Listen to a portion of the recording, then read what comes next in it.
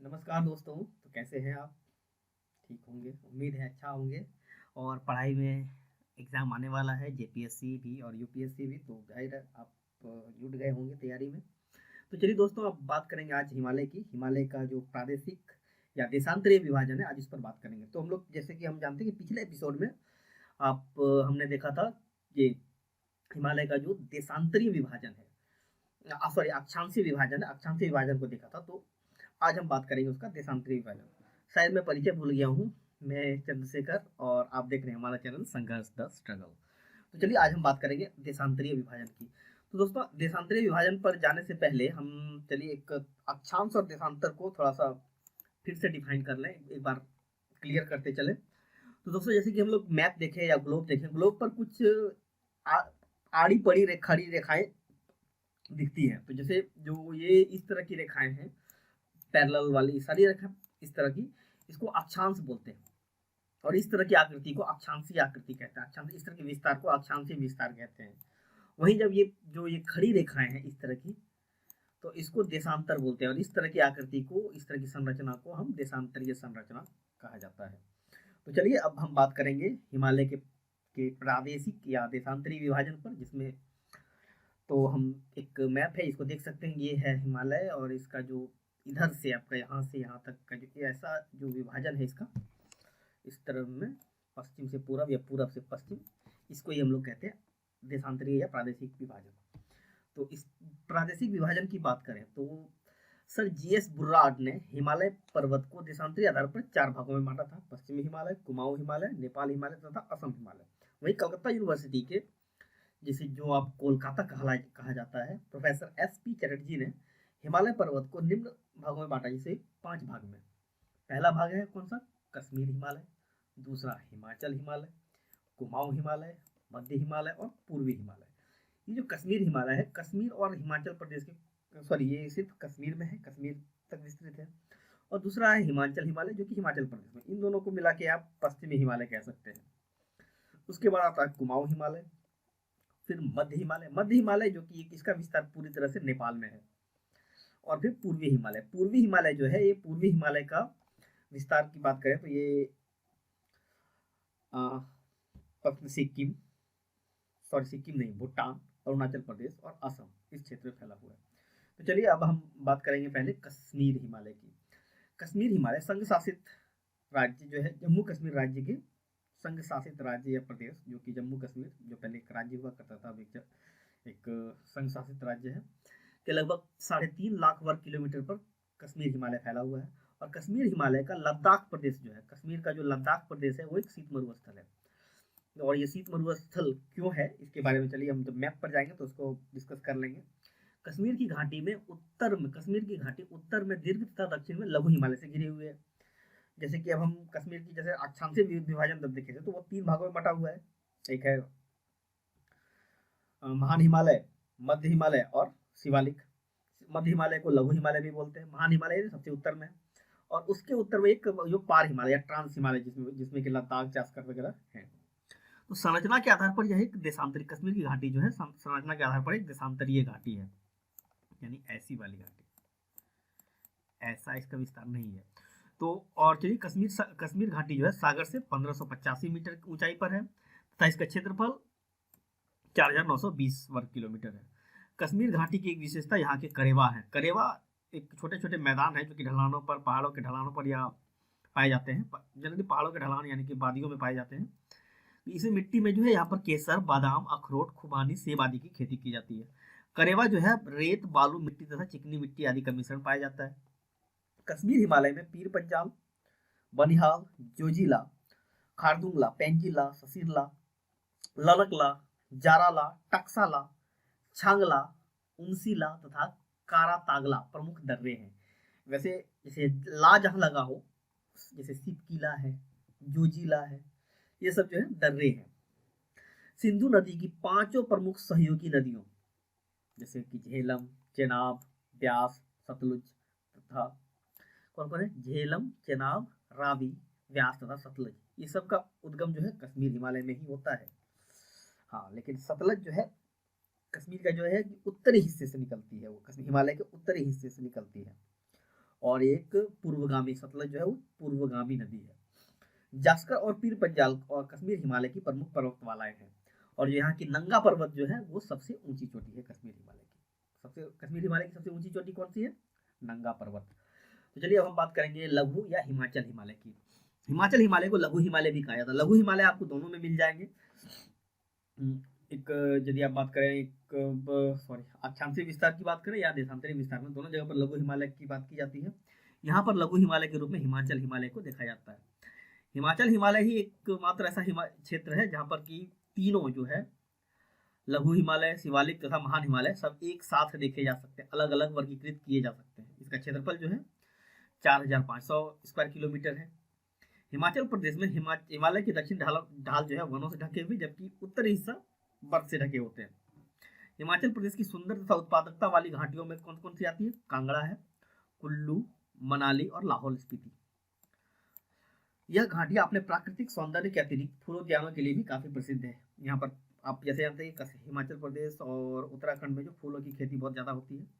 और यहाँ पर पर्यटन स्थल भी बहुत ज्यादा है, जैसे कि शिमला हुआ, डलहौजी, धर्मशाला, चंबा। चंबा तो नाम सुना होगा, फिल्मों में भी सुना होगा ना, पर्वत के पीछे चंबे दा गाँव। कुल्लू मनाली जैसे पर्यटन क्षेत्र हिमाचल हिमालय में स्थित है।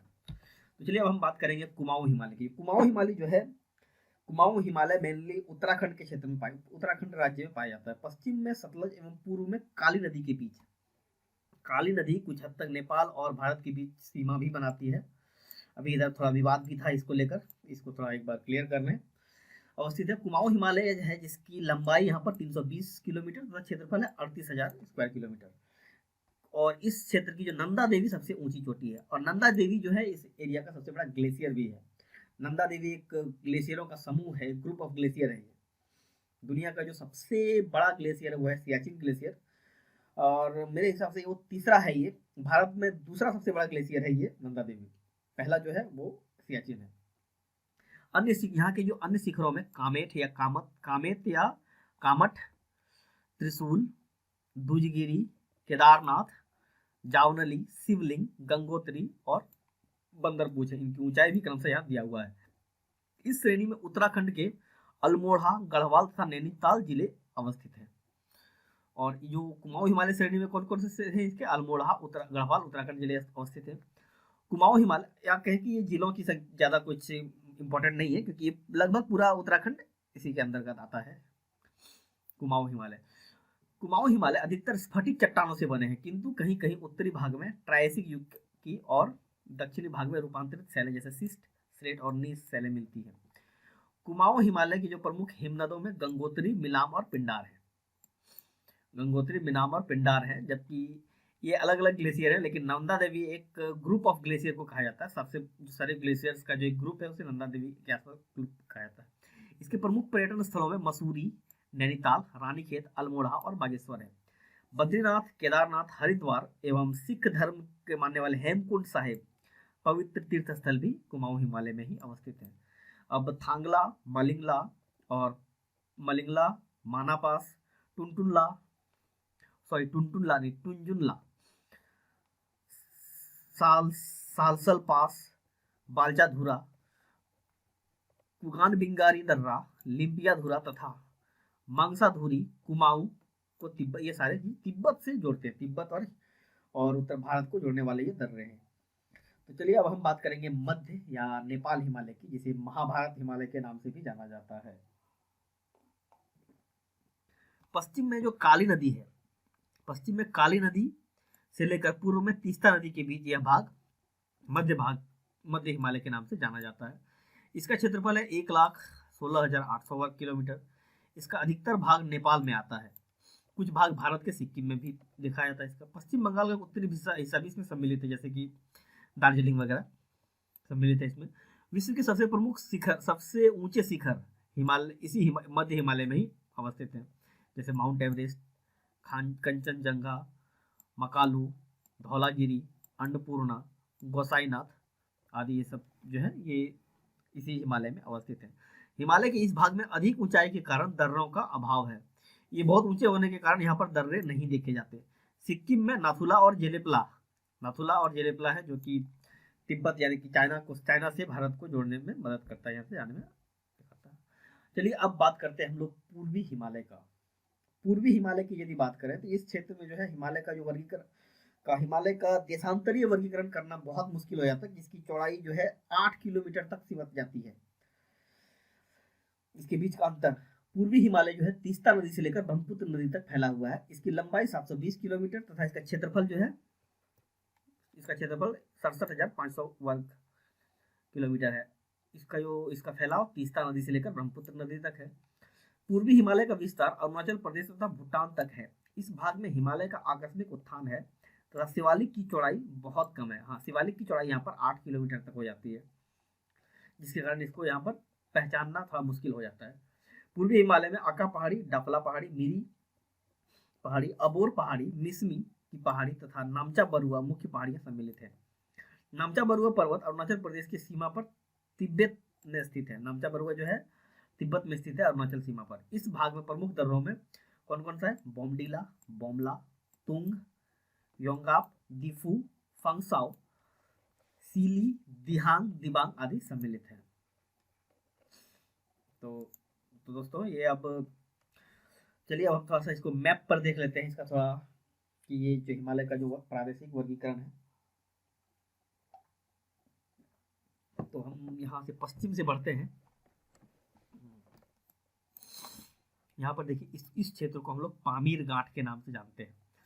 यहाँ से बहुत सारे पर्वत श्रेणी निकलते, जैसे यहाँ इधर पश्चिम में हिंदू कुश, पूर्व में ये यहाँ से इधर कुनलुन साम, और फिर यहाँ काराकोरम, और यहाँ इसके नीचे दक्षिण में हिमालय की शुरुआत होती है।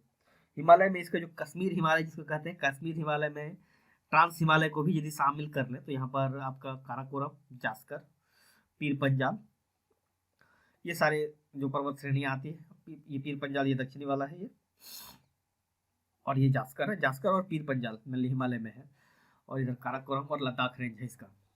तो अब चलिए ये है कश्मीर हिमालय। यहाँ पर अब लद्दाख और लद्दाख और काराकोरम के बीच से सिंधु नदी गुजरती है और एक महाखंड का निर्माण करती है।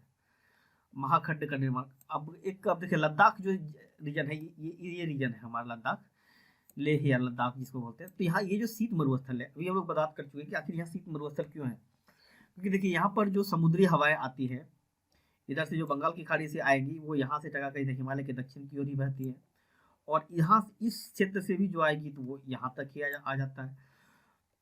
और ये जो उत्तर से आने वाली और यहाँ पूर्व से आने वाली और इधर दक्षिण से आने वाली जो हवाएं है, इसका जो अल्टीमेट मीटिंग पॉइंट यही आसपास हो जाता है, जिसके कारण ये जो है हिमालय को आर्द्र हवाएं पार नहीं कर पाती है। और इस क्षेत्र में कैटाबेटिक विंड बहता है, जो कि पहाड़ से हवाएं नीचे उतरती है, जिसके कारण यहाँ पर बारिश नहीं हो पाता, यहाँ कंडेंसेशन नहीं होता और संघनन नहीं होता, जिसके कारण यहाँ बारिश नहीं होती या फिर बहुत कम होती है। बारिश होती ही नहीं है, वर्षण जो भी होता है कि वो भी बहुत कम ही होता है बर्फ के रूप में। तो ये पूरा एक शीत मरुस्थल के रूप में, और चूंकि ऊंचाई पर है इसलिए ठंडा है, इसलिए शीत मरुस्थल के रूप में जाना जाता है इसको। उसके बाद हमारा आता है कि ये अब देखिए यहाँ पर है, ये है हमारा कश्मीर हिमालय, इसमें काराकोरम, जास्कर, पीर पंजाल और लद्दाख रेंज ये सारे हैं। फिर आता है हमारा ये कुमाऊं हिमालय। कुमाऊं हिमालय में नाग टिब्बा और मसूरी रेंज दो हिस्से हैं। फिर है मध्य हिमालय, जिसमें कि हम लोग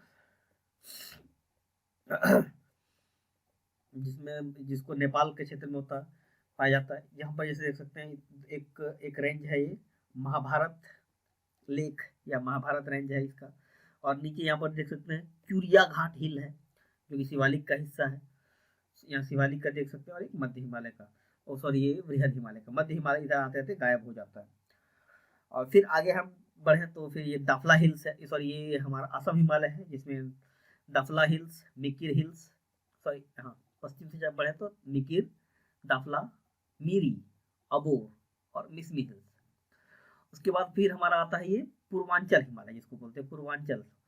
ये एक्चुअली ये जो इंडियन प्लेट है हमारा, जो एक जैसे प्लेट टेक्टोनिक की बात करें तो इंडियन प्लेट की जो सीमा है कुछ ऐसी है, और यहाँ से ये मुड़ जाती है, जिसके कारण इस क्षेत्र में भी एक पर्वत श्रेणी का निर्माण हुआ, जिसे बोलते हैं, यहाँ से उत्तर से देखें तो Patkai boom, Naga hills, Manipur hills, Lushai hills और ये मिजो हिल्स।